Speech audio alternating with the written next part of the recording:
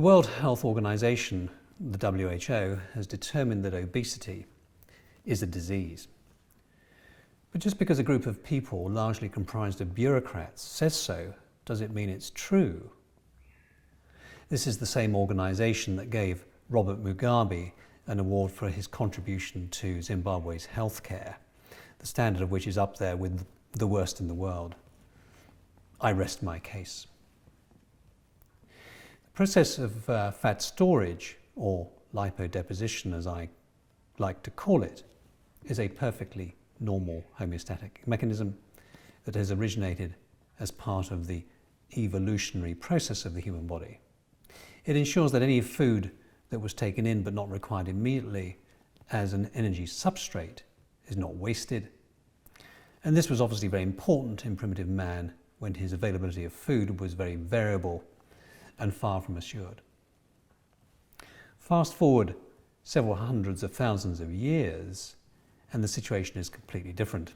In Western society, our food supply is never in doubt. In fact, quite the opposite. We produce far more than we need. But the storage facility still exists, so lipodeposition proceeds unhindered.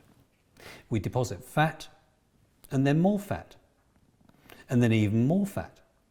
So we become overweight, which is simply a state of having more fat than we need for survival. And when we reach a BMI of 30, we are classified as being obese. But the distinction is purely arbitrary and is totally illogical because it is the same physiological process in action, just extended even further beyond requirement. So in fact, we should ditch the terms overweight and obese completely. Just call it what it is, excess fat. Undoubtedly, there are numerous diseases that are exacerbated by having too much fat, and there are some metabolic disturbances that accompany it. But to label excessive lipodeposition as a disease entity is a complete fallacy. It isn't an abnormal process. For sure, it goes hand in hand with insulin resistance, which in itself is not a disease. However, insulin resistance will inevitably predispose to disease and disease states due probably to a suboptimally functioning immune system. And it is entirely possible that the resultant failure of other homeostatic mechanisms is responsible for the so-called metabolic syndrome.